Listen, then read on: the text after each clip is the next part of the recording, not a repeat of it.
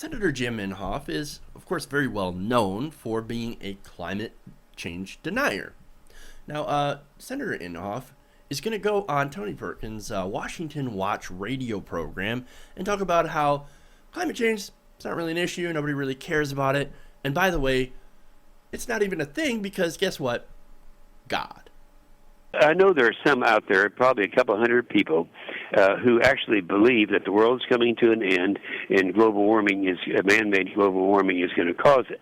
So I just want to give them the assurance, if they're right and we are wrong, it still is not going to reduce, but it would increase CO2 emissions.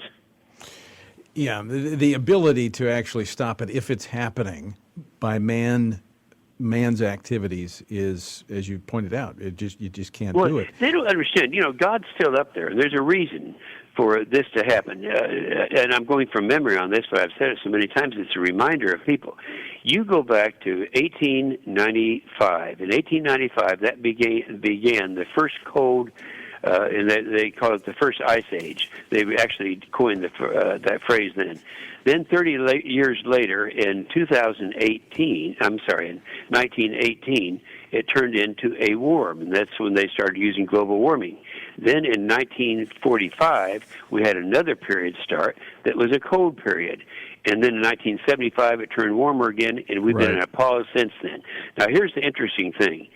The year in history when the largest increase of CO2 emissions took place, it was in 1945, right after the war, and that precipitated not a warming period, but a cooling period. Oh, well, there you go.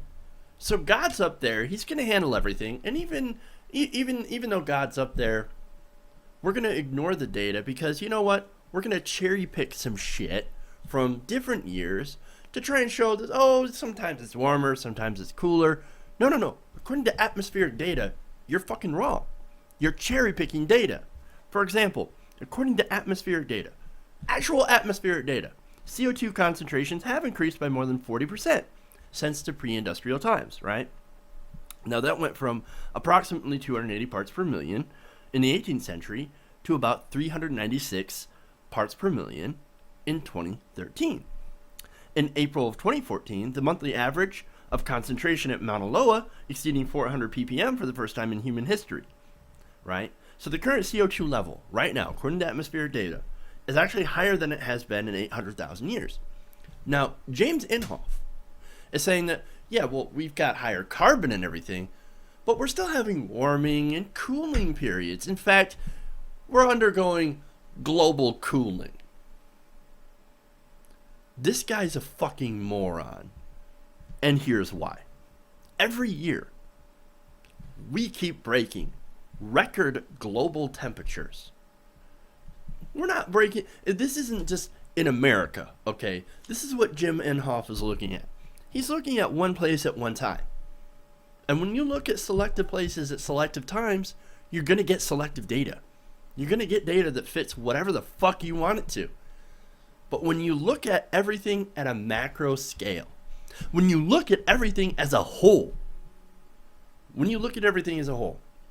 you find that we continue to have warming over the globe. It doesn't matter if you're in fucking Oklahoma with a goddamn snowball. The planet itself, overall, is getting warmer. Warmer. Do you not understand that? Warmer. Look at the temperature data. Look at it as a whole over the entire globe. That's why they call it global warming.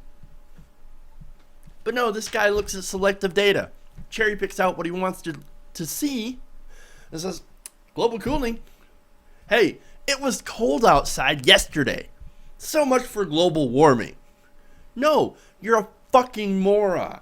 That's what you are. Actually, you know what?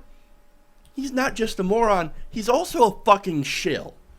Let's take a look at some of the data that shows how much of a shill he is for the fossil fuel industry. You see, if you're James Inhofe, you're going to look at the selective data because that's what your donors want you to do. The top 5 donors to Senator Inhofe are, and this is from 2011 to 2016. The top industry that is given to Jim Inhofe, his campaign, the oil and gas industry, giving him a total of $467,000 in campaign bribes. Senator Inhofe's a cheap whore. He's an absolute cheap whore. Not even $500,000. This is what they get in return. An idiot, a clown, gathering up snowballs and throwing them on the Senate floor. And then saying, hey, you know what? Even if it's not happening, even if it was happening, I mean, God's still up there. God's still up there, so he's got a plan. He's got a plan. Yeah, you have a plan. Your plan is to cash in. You don't have your kids to worry about. You're old. You're going to die soon. 20 years. Miami is supposed to be underwater around 2100. You're not going to live to see all this happen, even though climate change is happening right now. Stronger storms, more intense heat, breaking heat records every single year for like the past, 8 years on record? And it keeps getting warmer? Yeah, it's a slow pace. Climate is changing at a slower pace. It's not going to change rapidly. But it is changing.